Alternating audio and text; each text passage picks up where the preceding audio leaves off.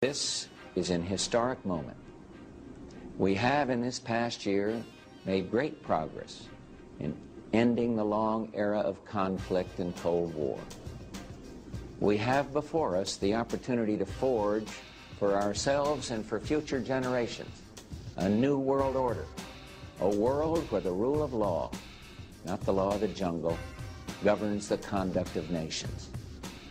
When we are successful, and we will be, we have a real chance at this new world order, an order in which a credible United Nations can use its peacekeeping role to fulfill the promise and vision of the UN's founders. Greetings. I wasn't planning on another news update, but there's so much going on, I need to comment. First of all, what's going on in the Middle East? In Libya, we saw Muammar Gaddafi captured and killed. The United States spent another $1 billion to help overthrow this dictator. Does this mean that we'll have peace? No, on the contrary. When secular dictators such as him are removed from office, the people don't always respond as the one-worlders had hoped. Just as when Palestine had free democratic elections, they voted in a hardline Muslim group. They voted in Hamas. We, the international community, which is a nicer term for the New World Order, are not going to negotiate with them. They were given free elections, but they didn't vote for the party we wanted, so we're taking our ball off the court. We refuse to play. It seems the same thing is happening in Libya. The transitional government leader, Mr. Mustafa, set out a vision for the post-Gaddafi future with an Islamic tint, saying that the Islamic Sharia law would be the basic source of legislation in the country, and that existing laws that contradict the teachings of Islam would be nullified. So once again, we have a real possibility for another radical Islam nation to enter the stage of the regional conflict. But it gets better. We saw President Obama give a speech this week where he declared he was bringing the troops home as promised. Well, if we remember, he was going to start bringing them home within 6 months of becoming president. But the truth be told, he isn't bringing the troops home. They are being kicked out. The exit date was sealed well before Obama took office in 2008. President George W. Bush approved a deal calling for all U.S. forces to withdraw by December 31st, 2011. Stretching more than 8 years, the war has cost the United States heavily. More than 4,400 members of the military have been killed, and more than 32,000 have been wounded, with a running total of $1.2 trillion spent for both Iraq and Afghanistan. And what do we have? And this brings me to the next country, Afghanistan. The president of Afghanistan said, "God forbid, if ever there is a war between Pakistan and America, Afghanistan will side with Pakistan. If Pakistan is attacked, and if the people of Pakistan needs Afghanistan's help, Afghanistan will be there for you."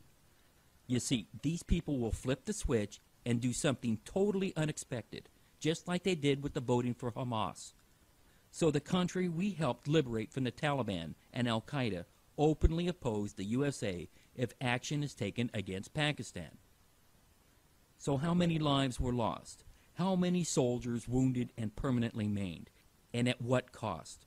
Our country is broken because we follow these one-worlders into battle and we've turned our back on God. Their mantra continues to be order through chaos. They have chaos. So where are they taking us? Okay, so what have I always told you?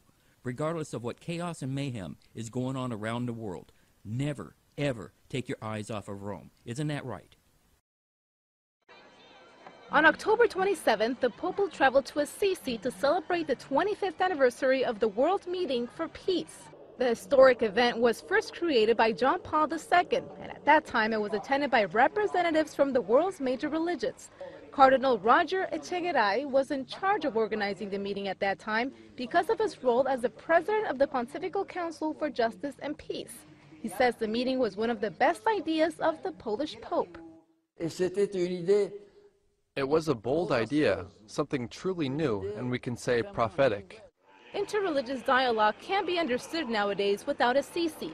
The meeting was a huge step forward in relations with non-Christian beliefs, because until then, the Catholic Church had only reached out to other Christians.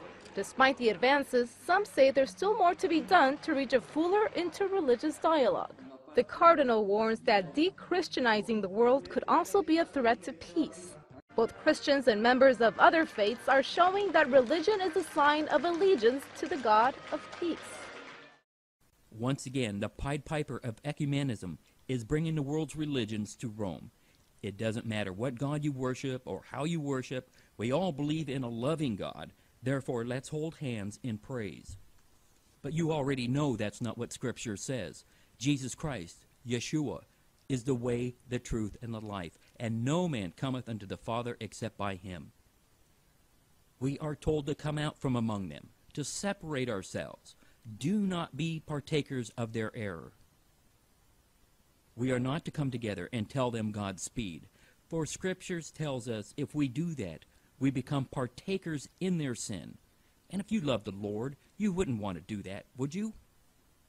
But Rome will clasp hands with anyone who will give her an inch of authority. Anyone willing to set aside revealed truth. Anyone willing to bow their heads to a man called Pope and Holy Father. After touching quickly on religious Babylon, let's take a look at the political and economic Babylon. What is their mantra? Through chaos comes order. Rome and the European Union are responsible for this mess. You know, the Roman Catholic Church and the Vatican never recognized the Israeli state to exist until relatively recent days. The Vatican's embassy opened in 1994 because they were too busy trying to recreate a Holy Roman Empire. On the ruins of fascism at the end of World War II, they raised up new political parties in Italy, France, and Germany called Christian Democrats. The prime ministers of those nations, established by the Treaty of Paris in 1952, founded the Iron, Coal, and Steel Community. This institution eventually became, under the Treaty of Rome in 1957, the Common Market, and from which today, through a host of other treaties, has become the European Union, an embryonic United States of Europe. The countries gave up their sovereignty and accepted the euro as their common coin. We've seen from the news how the nations entangled in this EU web are financially struggling, especially in Greece. It's all falling apart. But alas, the Vatican has a new solution for the chaos at hand. In light of the economic crisis, the Vatican released a proposal to tackle the world's financial market. The document, titled Reforming the International Financial System, was presented at the Vatican press office. The document says the market needs a so-called global public authority that can make sure all players are following the rules of the game. The document claims that the leadership of the G7 and G20 is informal and excludes too many countries. To protect some of the global public goods, there needs to be a quick international coordination among states. For example, on issues like pollution and also financial stability, we need better international coordination, quicker responses, and true representation. The Vatican says part of the solution is a world central bank. Under the proposal, the bank would regulate currency exchanges. It would also have a world fund to recapitalize where needed. It would implement different rules for commercial and for investment banks, and it would also impose a tax on financial transactions. This crisis stems from financial reasons that in turn weaken countries. The weak states are now causing problems for banks, so it's normal to ask the financial sector to pay, so that the weakest states, or the welfare state, don't have to front the burden.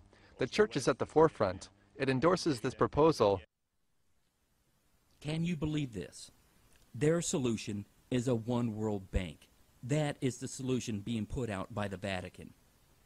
This world is sinking deeper and deeper under the control of secret societies and fraternal orders headed up by the Jesuit order.